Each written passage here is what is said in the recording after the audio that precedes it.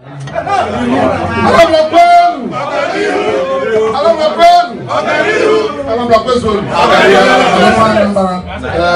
go back,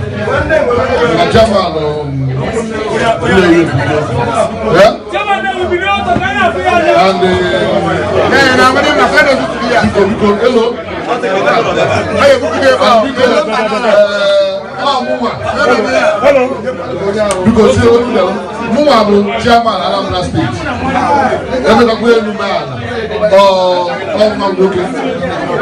China. Grand patron. So we go work with that. You might talk and do. You go get on like I say, on the focus here. Upon the most drive.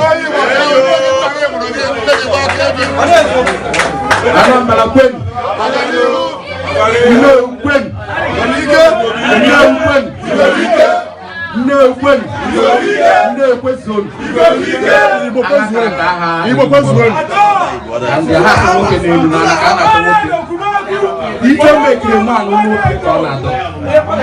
so when I can know about that,